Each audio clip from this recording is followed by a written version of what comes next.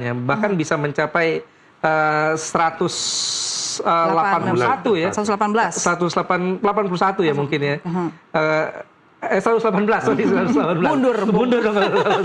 Ya, mungkin akan melonjak sampai 118 ya dari 121 kalau kita menang lawan Bulgaria, meskipun itu tidak mudah. Iya, tidak mudah melawan Bulgaria. Betul Kak Bu Richard? Betul. Yang pasti prosesnya adalah tanggal 27 besok ini kan publik menunggu racikan John kan gitu ya.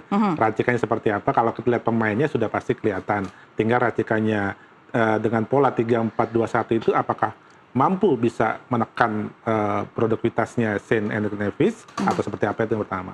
Kedua, saya kira John sudah menganalisa terkait hadirnya Bulgaria, itu menjadi target man berikutnya. Dan itu menjadi catatan bahwa Indonesia harus melampaui poin dengan sebagai unggulan di sini, ditambah juga tuan rumah, supporternya juga akan menekan, saya kira itu akan menjadi.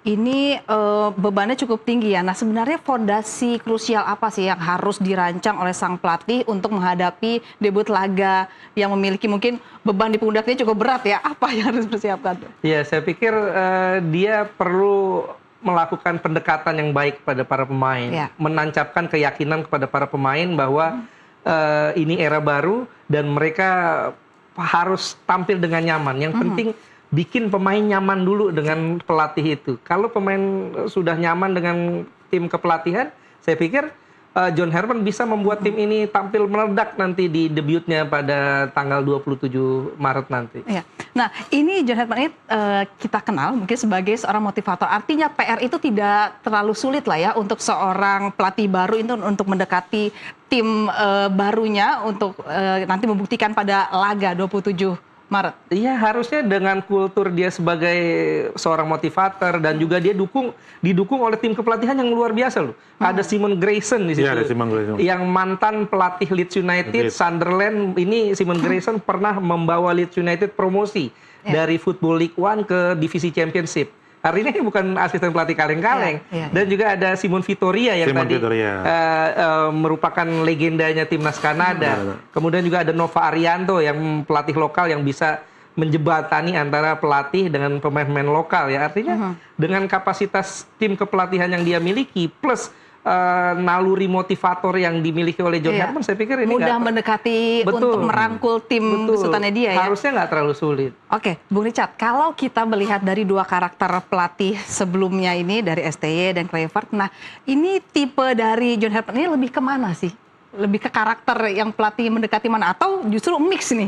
Ya karena kan kita tahu STY ini sangat dekat ya dengan para pemain. Kalau John saya pikir dengan karakternya dia ya, artinya dia tidak akan meniru STY atau mungkin tidak meniru Kluivert, tapi dengan gayanya dia, kenapa dia bawa asisten pelatih ini untuk menjadi contoh. Saya kira ditambah ada tim analisis yang pernah belajar di Spanyol, di Barcelona, ini menjadi pelengkap.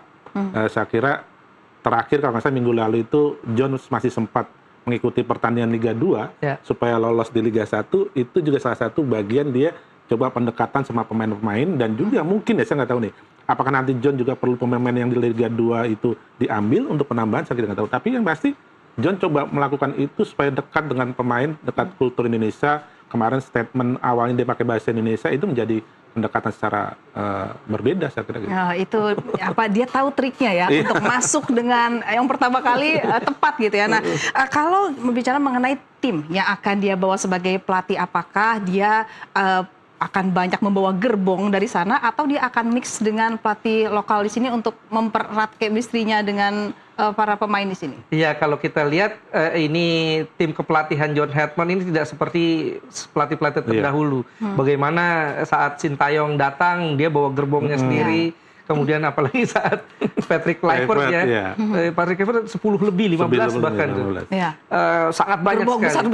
Besar-besaran. Nah, kalau John Herman dia bisa dikatakan nyicil ya. Nyicil. Dia datang sendiri, kemudian datang performance analis Cesar Millan yang merupakan dokter PhD ya, dia seorang yang bisa meningkatkan kebugaran dan pemulihan cedera. Kemudian masuk Simon Grayson, masuk Simon Vittoria, dan masuk lagi pelatih kiper 2 orang. Artinya memang saya pikir pelatih John Hartman ini tidak seperti pelatih-pelatih terdahulu. Dia masih memberi tempat kepada pelatih-pelatih ruang, lokal. ya. Terbukti Nova Arianto kembali bisa masuk. Kemudian juga tim analisnya juga dari lokal. Ya. Artinya dia masih memberi tempat kepada figur-figur lokal untuk masuk dalam tim kepelatihannya. Dan ditambah juga John sudah bawa keluarganya di Indonesia. Iya. Itu menjadi artinya dia akan stay di sini ya. Pasti keseriusannya John membangun sepak bola Indonesia untuk ke depan tidak hanya pribadinya, tapi dia bawa kultur keluarganya di Indonesia pendekatannya. Pendekatannya keluarganya didatangkan di sini ya. Oke, melihat antusiasme dari para penonton, mungkin targetnya berapa? 60.000 atau berapakah target penonton? Itu kan kalau mainnya malam yang masa jam 8, saya kira dan penonton juga akan sampai dari kemarin sudah mencari tiket kira-kira full atau tidaknya, tapi yang pasti kemarin saya koordinasi dengan teman-teman semua akan menunjukkan sesuatu yang berbeda. Kita lihat besok atraksinya apa yang kita ditampilkan di sana. Ya. Nah, kata teman-teman susah nggak sih Bung dapat tiketnya itu? Ya, kalau tiket susah gampang. Karena kan memang kan online ditambah juga kan federasi tidak hanya sendiri. Dia kerjasama dengan beberapa pihak dan tentunya itu akan menjadi role sendiri proses mendapatkannya gitu. Oke, ini apa sih dari masing-masing ya? Apa satu hal yang paling ingin Bung Richard dan juga Bung Haris lihat dari permainan timnas di bawah asuhan sang pelatih baru kita, John Hartman? Iya, kalau saya berharap timnas ini setelah drop ya di era pelatih sebelumnya, ini bisa kembali naik lagi, mendapatkan euforia lagi, semangatnya lagi, dan yang paling utama fisiknya harus naik lagi. Karena saya lihat setelah kehilangan Sintayong, fisik pemain-pemain kita turun lagi tuh. Di era Patrick Kluivert. Di menit-menit 70-80 sudah mulai kehabisan napas lagi. Mudah-mudahan John Hartman dengan bisa mengembalikan nyawa dengan dari Cesar Melan yang di belakangnya ini bisa mengembalikan performanya lagi. Apalagi belakangan juga beberapa pemain mengatakan bahwa pola latihan John Hartman ini beratnya sama dengan kurang lebih mirip-mirip dengan Sintayong, bahkan intensitasnya lebih tinggi. Gitu. Artinya optimis, bisa membangun mudah-mudahan nyawa itu lagi. Meskipun dari sejarahnya Indonesia tidak pernah sukses dengan pelatih Inggris. Tahun 2004 sampai 2007 kita gagal dengan Peter Witt. Padahal Peter Witt itu sukses bersama timnas Thailand, juara Piala AFF, tapi di kita tidak dapat apa-apa. Kita buktikan nanti John Hartman bisakah menggugurkan hal itu ya nanti. Ya. Dan 2019 juga kita punya Simon McManamy. Sejarah itu harus dihilangkan ya. Betul. Sekarang mudah-mudahan pelatih Inggris ketiga sukses. Oke. Kalau dari Bung Richard apa? Kalau saya melihatnya gini, formasi 3-4-2-1 ini tentunya harus dijawab oleh John. Dengan besok tanggal 27, sungguhannya seperti apa.